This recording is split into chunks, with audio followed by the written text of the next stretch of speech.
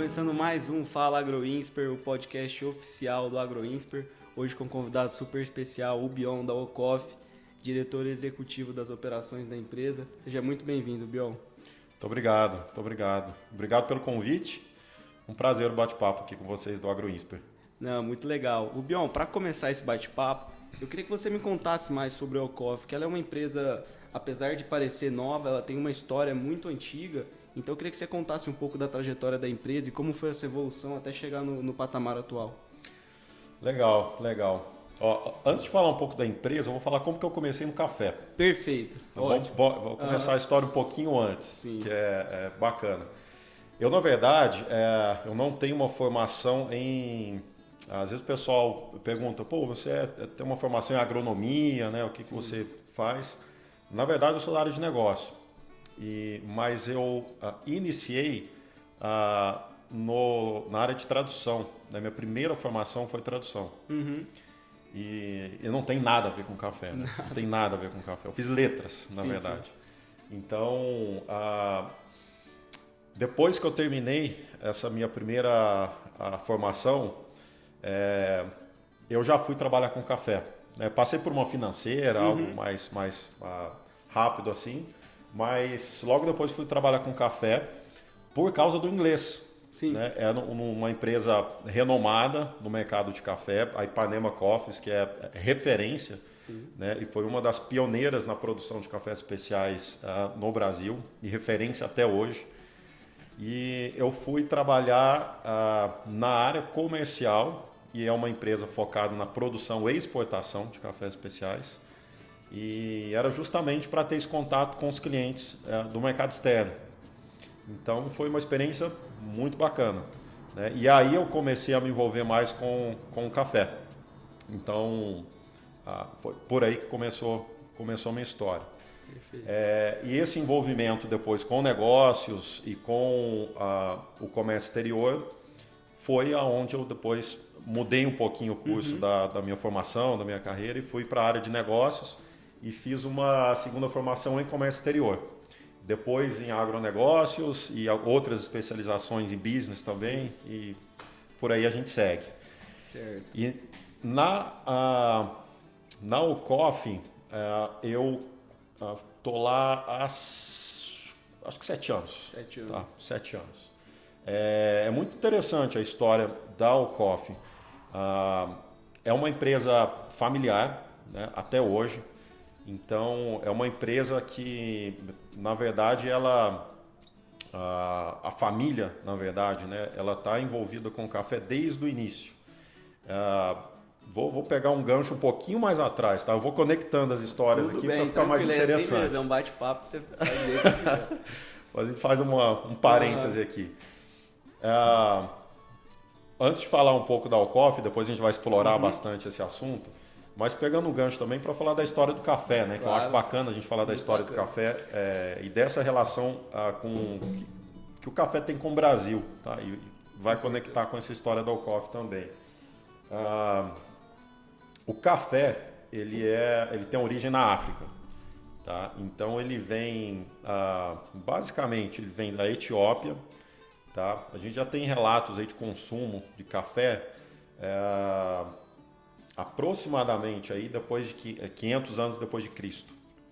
Tá? Então já é uma história longa que a gente tem com o café. O café, saindo da Etiópia, ele foi para o Iêmen, foi para o mundo árabe. Tá? E pelo mundo árabe ele começou a se espalhar um pouquinho mais. Pelo Porto de Moca, que é o maior porto da região. E aí já explico um pouquinho, não sei se você já tomou algum moca, ou para quem já tomou algum moca aí na Starbucks, algum outro lugar, é essa a origem do nome. Legal pra caramba. Então já tem um pouquinho de história aí. Daí ele foi para a Europa, tá? Para a Holanda, para a França e depois para as suas respectivas colônias. Tá? Então o café ele foi para a Guiana Francesa. Tá? E da Guiana Francesa foi onde ele veio para o Brasil. Então, essa história é interessante. Isso foi em 1727, tá? Já faz um bom tempo. Então, se eu não me engano, era um coronel, chamava Francisco Palheta. Ele teve a missão de conseguir algumas mudas da Guiana Francesa, né, de café, para trazer para o Brasil. E aí era algo ainda protegido, era de propriedade francesa. E aí diz a história que ele conseguiu essas mudas de café com se chamava Madame d'Auvilliers. Tá? Ela era, me foge aqui o nome, o termo, mas era a esposa do então governador. Sim. Lá da Guiana. E supostamente tiveram um caso, foi aí que ele conseguiu as mudas de café para trazer para o Brasil.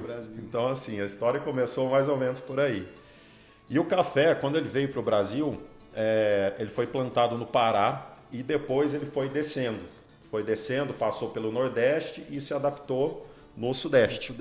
Tá? Sudeste e a gente e até hoje, né?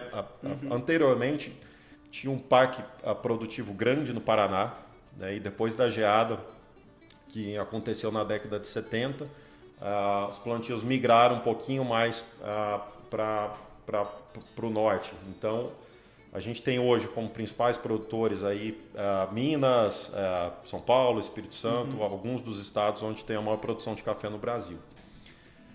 E aonde essas histórias se conectam, né? A Alcoff, como eu falei, ela é ainda uma empresa familiar e a família ela emigrou da Itália em 1890, então já faz bastante tempo também. E nessa época eles já iniciaram um plantio de café.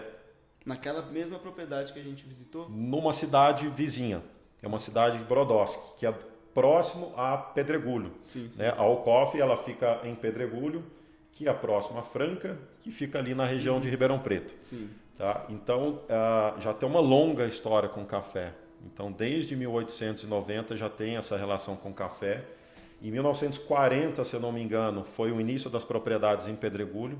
E depois toda essa expansão na década de 90. A criação da Alcoff é um pouquinho mais recente. Tá? Ela vem de 2010, 2011. Sim. Mas desde o início, esse já foi um projeto muito arrojado, na verdade. Né? Junto com essa propriedade, foi criada também a Otávio Café. Né? Para quem já teve o prazer de tomar um café lá na Faria Lima, na Otávio Café, ela foi inaugurada em 2007. Aquela loja ela se tornou um ícone da cafeicultura e muito representativa para o mercado de cafés especiais aqui no Brasil. Então, uma marca muito forte, ainda ativa no mercado, não com as cafeterias, mas com os produtos. Né? Inclusive, a gente está com um aqui na mesa, algumas cápsulas. Então, foi uma empresa muito, sempre pioneira. Tá? A gente também já teve operações de cafeterias em Nova York, tá? Aqui na Faria Lima. Esse projeto da Alcoff, na verdade, é a produção e a exportação de cafés especiais. Sim. Então, isso que a gente faz, na verdade, e aí já falando um pouquinho da empresa, é um negócio muito bacana, porque a gente faz uma desintermediação, né, da cadeia. A gente tem a produção, também tem a indústria, tá? Até então a cafeteria, então a gente acessa ponta a ponta na cadeia. É o que a gente fala da semente à xícara. Então a gente conhece um pouquinho aí de todos os elos aqui no mercado doméstico e também lá na exportação. Tá? A exportação geralmente ela é feita com o café cru, café não torrado. Então são basicamente esses mercados que a gente atua. Perfeito. Tá? E a gente teve a oportunidade de visitar as instalações da Alcoff.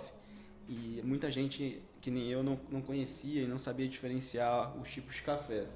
Eu queria que você explicasse de maneira simples o que é o café especial e como ele se difere dos outros tipos de café que a gente encontra no mercado. E o porquê ele tem um valor agregado maior do que os cafés de outras variedades ou de outros modelos. Bacana. Isso é importante falar.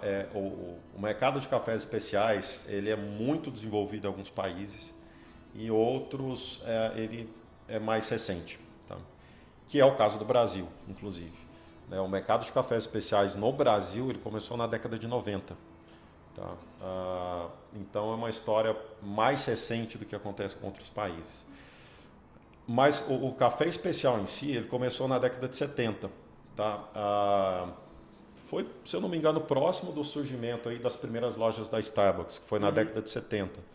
A gente acha até que é um pouco mais recente a Starbucks, mas na verdade ela já está desde 70. Uma primeira lojinha lá em Seattle, que inclusive eu visitei. Eu tive a oportunidade de visitar essa Você loja. foi nela também? Muito legal. É muito bacana, muito legal. Você está ali vendo a história, né? O comecinho desse negócio que foi revolucionário, né? E logo depois surgiu esse movimento de cafés especiais, também na década de 70, tá? Que foi cunhado esse termo de cafés especiais. Basicamente, cafés especiais, vamos dizer assim, você tem lá o pé de café, a natureza, tá? Ela vai te trazer alguns grãos que têm um maior potencial de qualidade e outros não. Tá? Então, assim, geralmente, de uma produção, de uma colheita, você consegue fazer aí mais ou menos 50% de café especial. Tá, mas o que é café especial? Ele vai ter característica física e sensorial de muito mais qualidade do que esses cafés comerciais. Sim. Tá? Então, que tipo de característica, né? A gente está falando de doçura, tá? É um café com uma doçura muito maior, por isso que geralmente a gente toma ele sem açúcar. Sim. E fala assim, um produto geralmente de alta qualidade, você não vai colocar uma mistura. Por exemplo, um whisky bom. Você não pega um whisky top bom, vai lá e coloca um energético nele. Sim. Tá? Geralmente você vai tomar ele puro. E isso com outras bebidas também, né? Uma cachaça boa. Então, minha família também é produtora de cachaça em Minas. Então uma cachaça boa, você vai degustar ela pura. Daí uma de qualidade inferior, de repente, você vai fazer uma caipirinha, vai fazer outras misturas. Porque o foco ali não é o sabor. Né? E para o café é a mesma coisa. Então é um café que ele vai estar com uma ausência de defeitos sensoriais, e aí a gente está falando de amargor, ou de um sabor mais azedo, ou de um sabor de grãos imaturos, né? Como qualquer fruto, ele pode estar imaturo também, tem todo aquele sabor desagradável. Então, a eliminação de todos esses problemas, tá? De todas essas características que pioram a qualidade do café.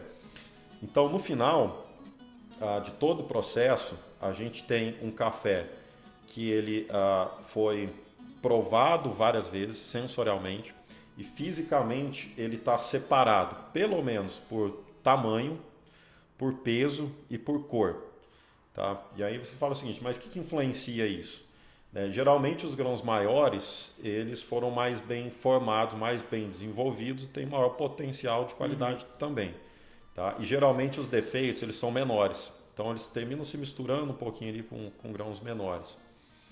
O peso também influencia, porque às vezes o café ele pode estar num tamanho bacana, o grão está num tamanho bacana, mas às vezes ele vai estar quebrado, às vezes ele vai estar com algum defeito que deixou ele mais leve, às vezes por dentro, às vezes quebrado, e que isso permite também um ataque por fungos.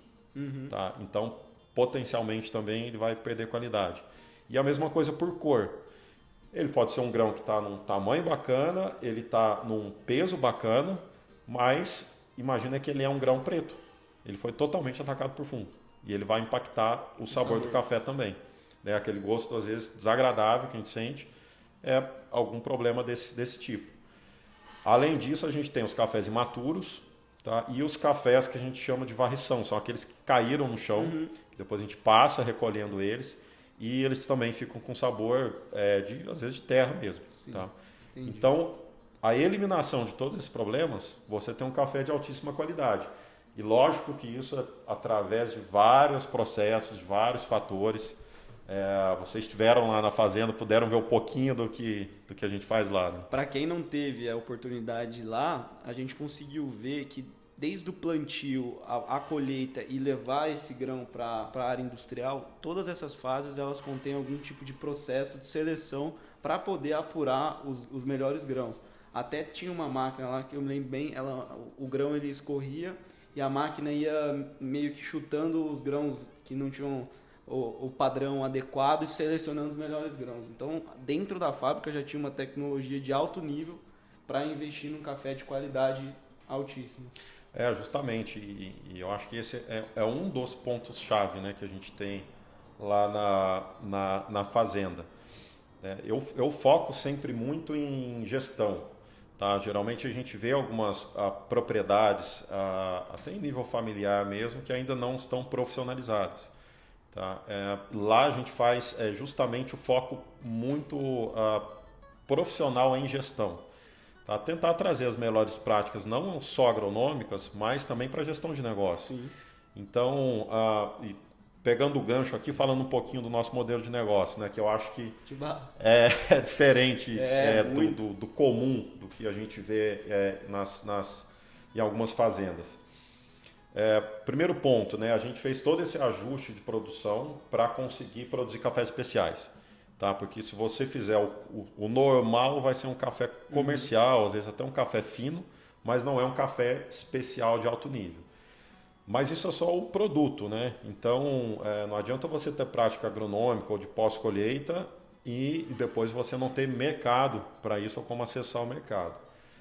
Então, alguns pontos que eu acho bacana de comentar que a gente fez.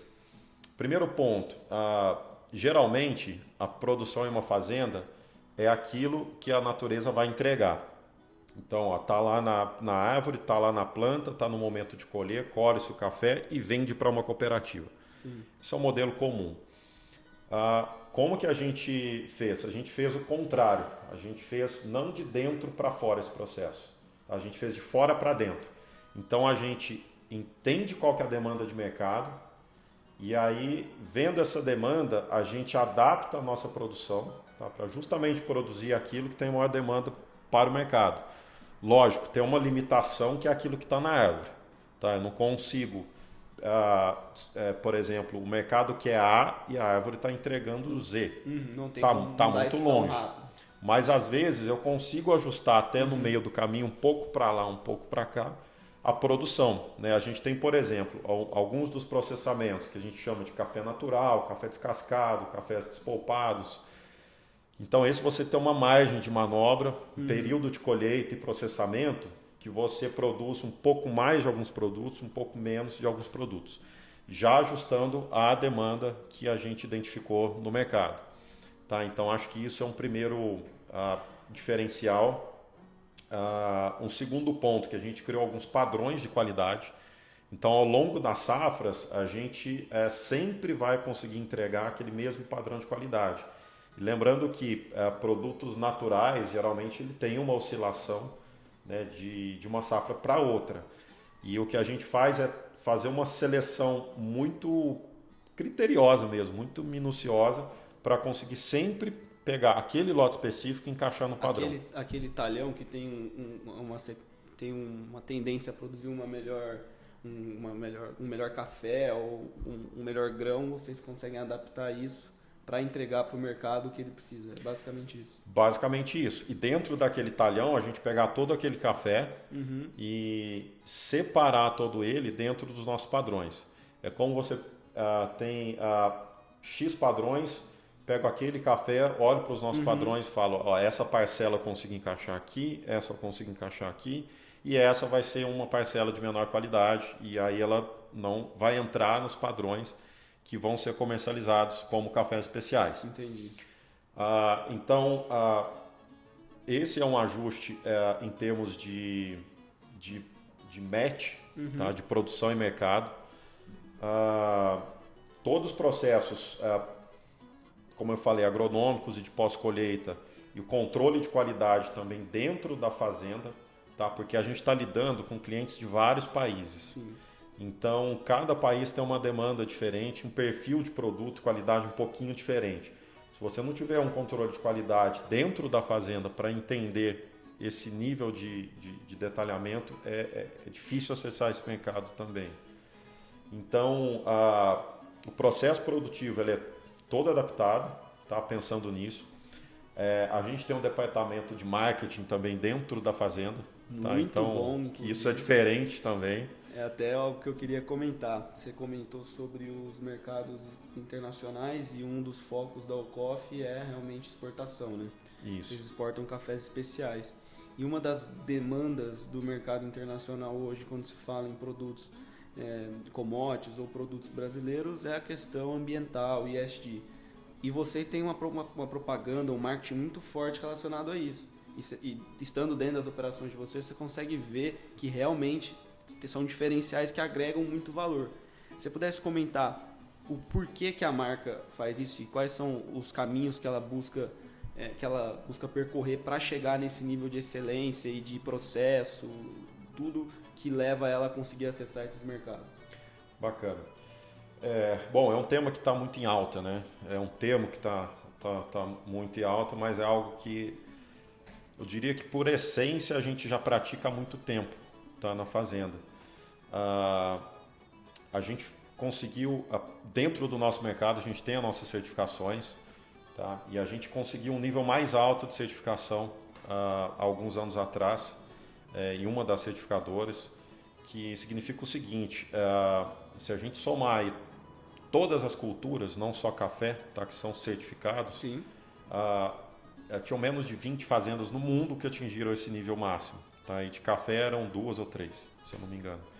Então, um nível muito alto de certificação. Essa certificação tem um foco em sustentabilidade, tá? Que está bem conectado ali com o ESG. Mas é algo que a gente já pratica há muitos anos. E isso, de fato, é valorizado, eu acho que é valorizado por alguns mercados e por algumas empresas. A gente sabe que não é todo mundo que entendeu a importância disso ainda.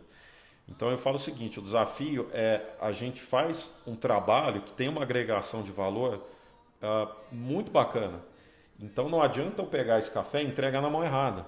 Não adianta eu pegar esse café que foi produzido com toda a qualidade, né? E depois vou até falar um pouquinho das práticas que a gente faz em termos de sustentabilidade, e entrega para um cliente, ou para um mercado, ou para um país que não valoriza isso que a gente está fazendo. Sim. Então, acho que o desafio é criar valor e capturar esse valor dentro do negócio, buscando parceiros que valorizam isso. E até uma história interessante, que quando a gente conseguiu isso, a gente estava com uma visita de um grupo de japoneses na fazenda. E a gente comentou isso, dessa premiação, inclusive, que a gente tinha recebido. E foi justamente isso que fez a gente fechar negócio. Por quê? São clientes que valorizam demais esse aspecto. E aí eles falam: putz, isso é interessante, não sabia que vocês tinham isso. Foi um diferencial. Foi um diferencial. E isso envolve muitas práticas, né? A gente está falando, por exemplo, solo, a gente tem uma produção de composto orgânico para a fazenda inteira. Tá? São mais de 7 mil toneladas de produção de composto orgânico. E é uma fazenda um tamanho considerável, uma fazenda grande. Quantos hectares vocês têm plantado? A gente chegou a ter 1.500 hectares plantados. Tá? E aí, com os problemas que a gente teve de geada no ano passado, a gente reduziu próximo de 200 hectares na fazenda. Então, assim, em termos de café, é uma propriedade muito grande. Tá? Muito grande. Então, é um desafio maior ainda, né? Porque não é em pequena escala, a gente está falando isso em grande escala. Então, é um desafio gigante para a gente conseguir fazer tudo isso. Então, se a gente falei um pouquinho aqui de gestão de solo, água, e aí conectando um pouquinho com tecnologia. A gente tem instalado um sistema de irrigação com o uso de inteligência artificial.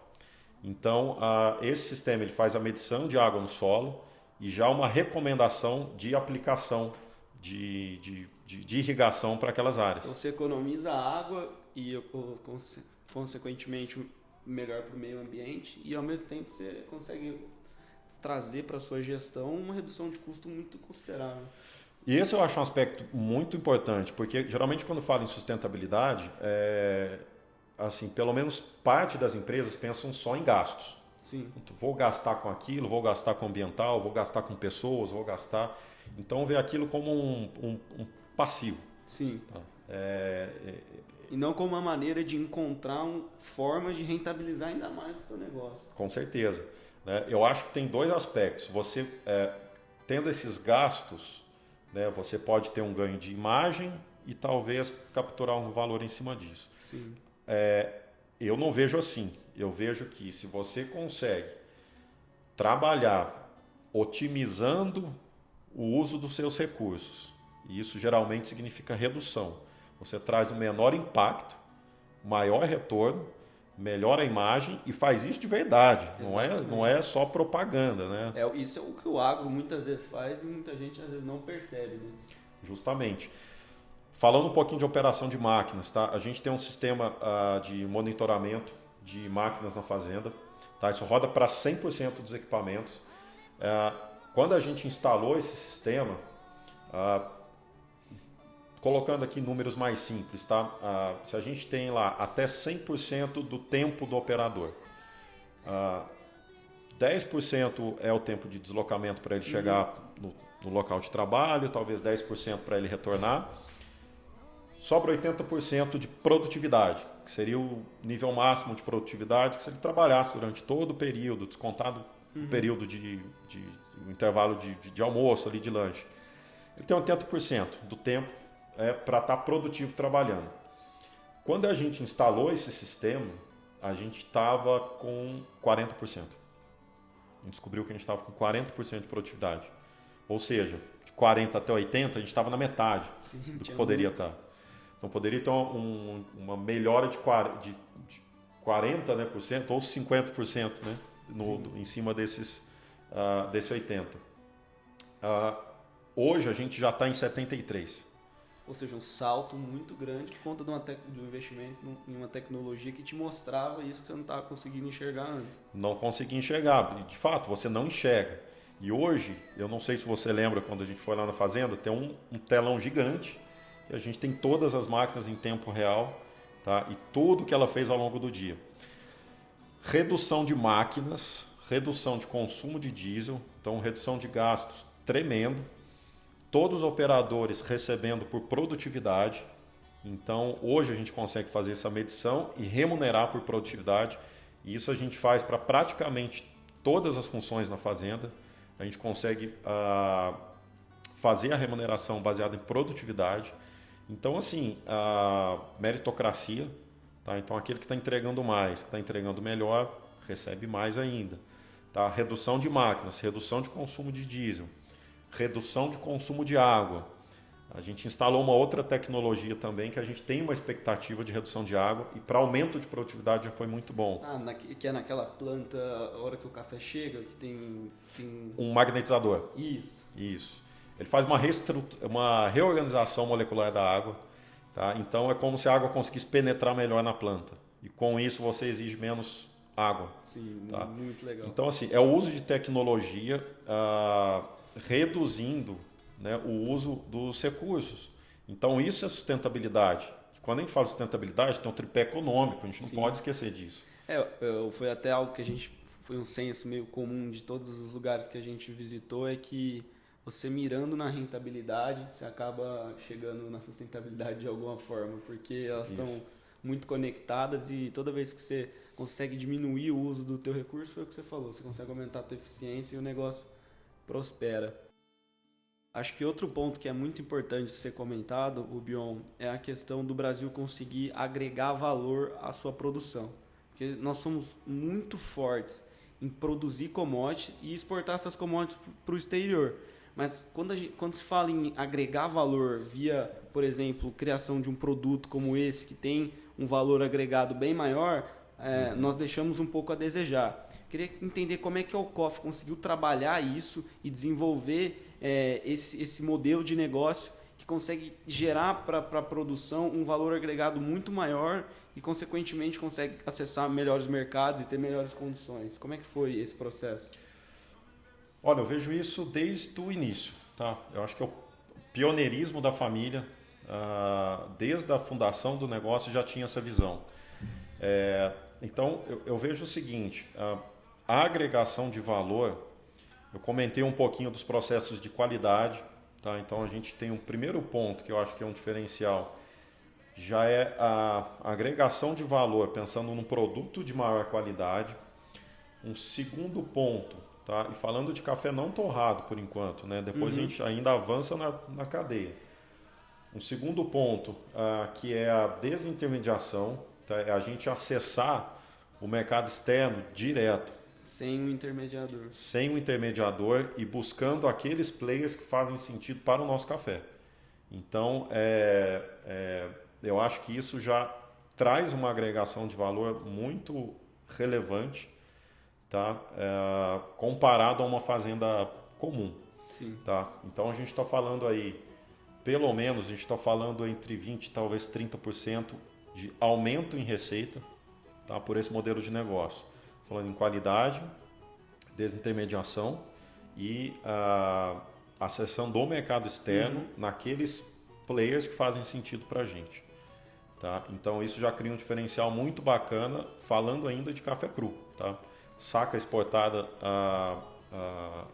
aquelas sacas de 60 quilos, padrão, a gente tem várias embalagens, mas a gente está falando basicamente disso. Quando a gente avança um pouquinho na cadeia, aí sim entra a Otávio Café. Tá? Aí a gente entra com a indústria, tá? A torra do café, café em grãos, café moído, café em cápsula. Esse é um projeto mercado interno, mercado doméstico. Tá? O foco dele é Brasil. E até recentemente também com a operação das cafeterias. Tá? Então, assim, literalmente a gente avançar todos os pontos na cadeia e fazendo diretamente tudo aquilo que a gente pode fazer para capturar o maior valor para o próprio negócio. Sim. Tá? Então, de novo, eu acho que isso é uma visão pioneira e que a gente já está há muito tempo trabalhando nesse segmento e desenvolvendo e sempre aprendendo, né? Cada vez mais como fazer isso, como capturar esse valor. Então, de fato, é um negócio que tem o seu diferencial. Tá? Eu acho que é uma marca, uma operação, uma estrutura que foi criada desde o início com essa visão, com esse diferencial. Show.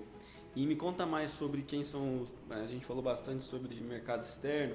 Hoje, quem que são os principais importadores de café brasileiro? E falando a nível Brasil e falando especificamente também da Ocoff, quem são os maiores compradores do café da empresa de vocês?